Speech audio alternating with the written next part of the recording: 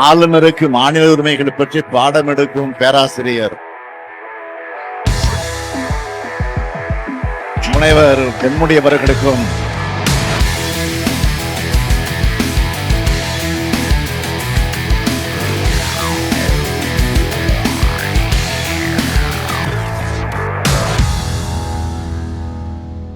பொன்முடிக்கு எதிராக அதிமுகவுடன் கைகோர்க்கும் திமுக மாவட்ட செயலாளர்.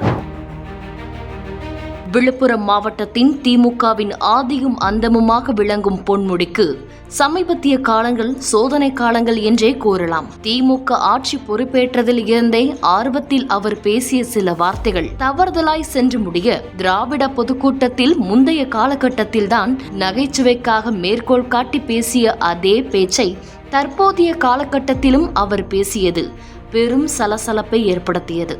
இத்தகைய பேச்சு அவரின் அரசியல் பயணத்தில் பெரும் கரும்புள்ளியாக அமைந்துவிட்டன. இந்த பேச்சால் எதிர்மறையான பல பலன்களை சந்தித்த பொன்முடி கட்சி பதவியையும் அமைச்சர் பதவியையும் இழந்தார். பொன்முடியின் இந்த பின்னடைவு விழுப்புரம் மாவட்ட திமுக மாவட்ட செயலாளரை மகிழ்ச்சிக்குள்ளாக்கியதாக வெளிவரும் செய்திகள்தான் தற்போதைய ஹாட்லைன். 2021 சட்டமன்ற தேர்தலில் திமுக வெற்றி பெற்று ஆட்சி அமைந்தவுடன் திமுகவின் துணை பொதுச் செயலாளர்களின் எண்ணிக்கை உயர்த்தப்பட்டது. சீனியாரிட்டி, முதிர்ச்சி, ஆளுமை உள்ளிட்டவைகளின் அடிப்படையில் முதலமைச்சரின் நெருங்கிய நண்பரான பொன்முடி திராவிட முன்னேற்றக் கழகத்தின் துணை பொதுச் செயலாளராக நியமிக்கப்பட்டார். திமுகவின் தலைமையில் அங்கம் வகித்ததோடு மாநில அளவிலான மிகப்பெரும் பதவி அவருக்கு கொடுக்கப்பட்டது. இதனால் விழுப்புரம் மாவட்ட செயலாளர் பதவியில் இருந்து அவர் விடுவிக்கப்பட்ட நிலையில் விழுப்புரம் சட்டமன்ற தொகுதியில் வெற்றி பெற்ற லட்சுமணன் விழுப்புரம் மத்திய மாவட்ட செயலாளராக நியமனம் செய்யப்பட்டார்.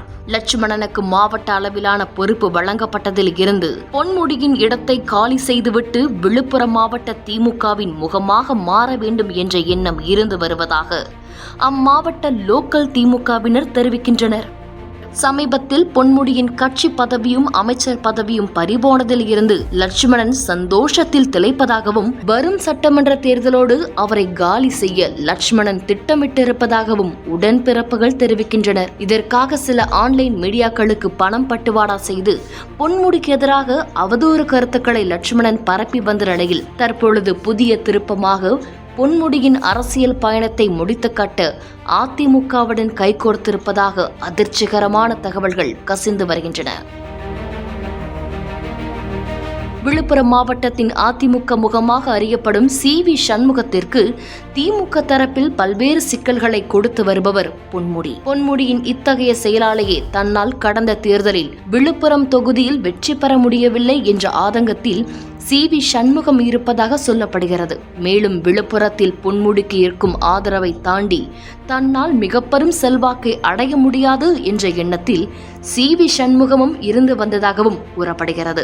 இந்த நிலையில்தான் விழுப்புரம் மாவட்டத்தில் பொன்முடியின் இடத்தை நிரப்ப ஆர்வத்துடன் இருக்கும் லட்சுமணன் இதற்காக விழுப்புரம் மாவட்டத்தின் அதிமுக முகமாக அறியப்படும் சி.வி. சண்முகத்திடம் கைகோர்த்திருப்பதாக கூறப்படுகிறது. இதனால் பொன்முடி எதிராக அதிமுக தரப்பிலும் தற்பொழுது திமுக தரப்பிலும் இருந்தே உள்ளடி வேலைகள் நடைபெற்று வருவதாக அந்த மாவட்ட திமுக நிர்வாகிகளே தெரிவிக்கின்றனர். பொன்முடிக்கு தற்பொழுது கட்சி, ஆட்சி என இரண்டிலுமே அதிகாரம் இல்லை என்பதால் அவருக்கு எதிராக கருத்துக்களை பரப்பி வந்தால் விழுப்புரத்தை தனது கட்டுப்பாட்டிற்குள் கொண்டு வந்துவிடலாம் என லட்சுமணன் எண்ணுவதாக கூறும் உடன்பிறப்புகள், அதே நேரத்தில் பொன்முடி மீது திமுக தலைமை வைத்திருக்கும் நம்பிக்கை கொஞ்சம் கூட குறையவில்லை என்பதை தற்போது நடந்து முடிந்த ஓரணியில் தமிழ்நாடு நிகழ்ச்சியே காட்டுவதாகவும் கூறுகின்றனர். ஒவ்வொரு கட்சிக்குள்ளும் கட்சி நிர்வாகிகள் உள்ளடி வேலைகள் பார்ப்பது சாதாரண ஒன்றாக மாறிவிட்ட நிலையில் எதிர்க்கட்சியை கிரைம் பார்ட்னராக சேர்த்து கொண்டு திமுக முன்னாள் அமைச்சருக்கு எதிராக திமுக மாவட்ட செயலாளரே கம்பை சுழற்றுவது பெரும் பேசு பொருளாகி வருகிறது.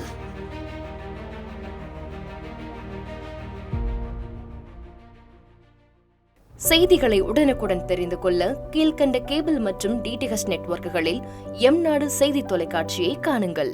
பாதகம் செய்பவரை கண்டால் நாம் பயம் கொள்ளலாகாது பாப்பா.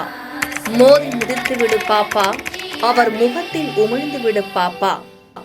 அண்மை செய்திகளை உடனுக்குடன் தெரிந்து கொள்ள இணைந்திருங்கள் எம்நாடு தொலைக்காட்சியுடன்